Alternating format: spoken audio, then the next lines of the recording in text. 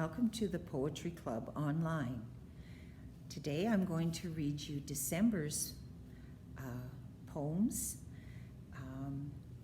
The first one is called Sonnet to Winter by an Emily Chubbuck Judson, and it goes as follows. Thy brow is girt, thy robe with gems inwove, and palaces of frost work on the eye. Flash out and gleam in every gorgeous dye, the pencil dipped in glorious things above, can bring to earth, O thou art passing fair. But cold and cheerless as the heart of death, without one warm, free pulse, one softening breath, one soothing whisper for the ear of care. Fortune too has her winter. In the spring, we watch the bud of promise, and the flower looks out upon us at the summer hour, and autumn days the blessed harvest bring.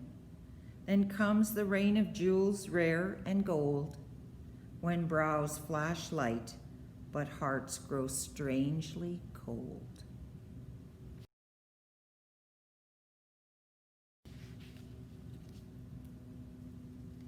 Yeah, it's hard to believe winter's here. It's going to be with us for a few more months. The next one I have is called The Snowstorm, and it was written by Ralph Waldo Emerson, who lived from 1803 to 1882. Announced by all the trumpets of the sky, arrives the snow, and driving o'er the fields, seems nowhere to alight. The whited air hides hills and woods, the river and the heaven, and veils the farmhouse at the garden's end. The sled and traveler stopped, the courier's feet delayed, all friends shut out, the housemates sit around the radiant fireplace enclosed in a tumultuous privacy of storm. Come see the north wind's masonry, out of an unseen quarry, evermore, furnished with tile, the fierce artificer curves his white bastions with projected roof, round every windward stake or tree or door. Speeding the myriad-handed, his wild work, so fanciful, so savage, naught cares he. For number or proportion, mockingly, on coop or kennel he hangs Parian wreaths. A swan-like form invests the hidden thorn, fills up the farmer's lane from wall to wall. Maugre the farmer's sighs, and at the gate a tapering turret overtops the work. And when his hours are numbered, and the world is all his own, retiring as he were not, leaves when the sun appears astonished art, to mimic in slow structures, stone by stone, built in an age the mad wind's night work, the frolic architecture of the snow.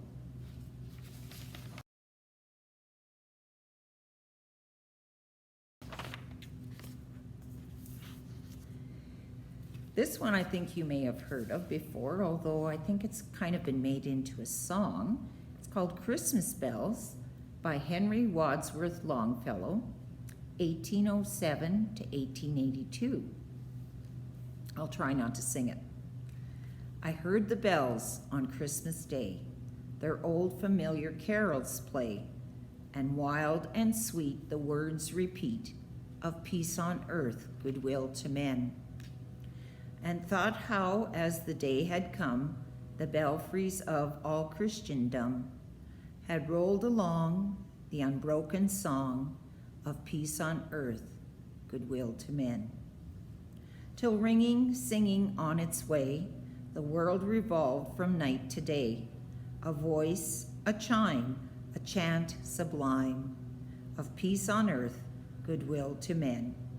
Then from each black accursed mouth the cannon thundered in the south, and with the sound the carols drowned of peace on earth, goodwill to men. It was as if an earthquake rent the hearthstones of a continent and made forlorn the households born of peace on earth, goodwill to men. And in despair I bowed my head.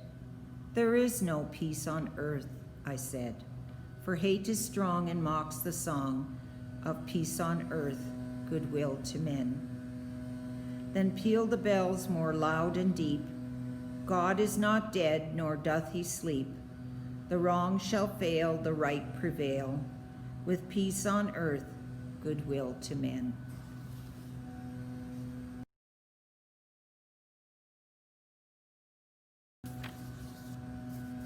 There's quite a few verses in that one.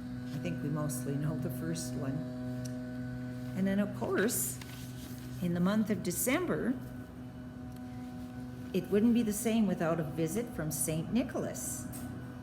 And it's hard to believe that this one was written by a fellow, Clement Clark Moore.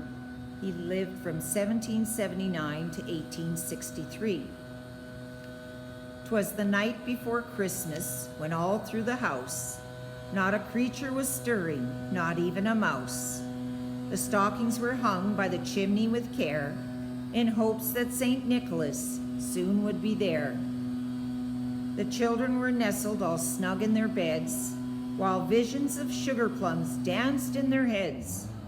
And Mama in her kerchief and I in my cap had just settled our brains for a long winter's nap, when out on the lawn there arose such a clatter. I sprang from the bed to see what was the matter.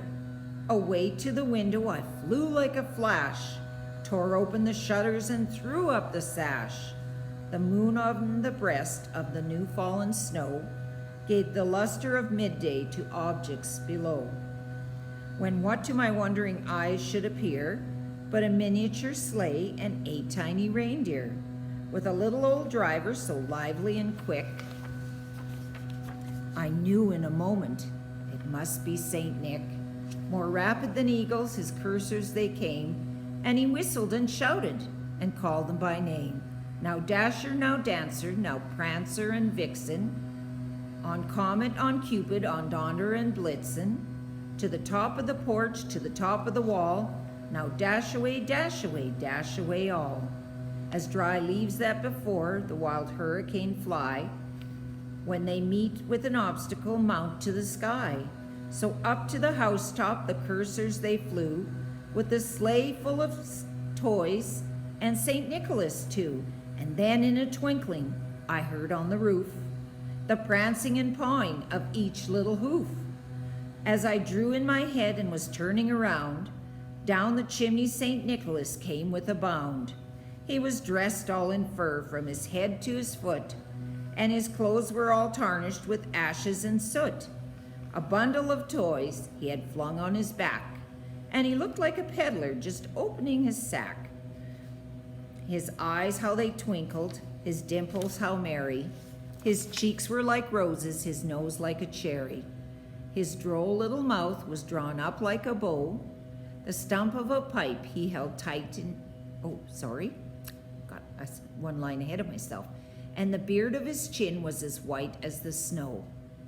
The stump of a pipe he held tight in his teeth, and the smoke it encircled his head like a wreath. He had a broad face and a round little belly that shook when he laughed like a bowl full of jelly. He was chubby and plump, a right jolly old elf, and I laughed when I saw him, in spite of myself. A wink of his eye and a twist of his head soon gave me to know I had nothing to dread. He spoke not a word, but went straight to his work and filled all the stockings, then turned with a jerk, and laying his finger aside of his nose and giving a nod up the chimney he rose. He sprang to his sleigh, to his team gave a whistle, and away they all flew like the down of a thistle. But I heard him exclaim, ere he drove out of sight, "Happy Christmas to all, and to all a good night. Well, I hope you've enjoyed those poems, and as this year gets closer to the end, I think I'm safe in saying that I think we're all hoping that 2021 will be a much better year than 2020 has been.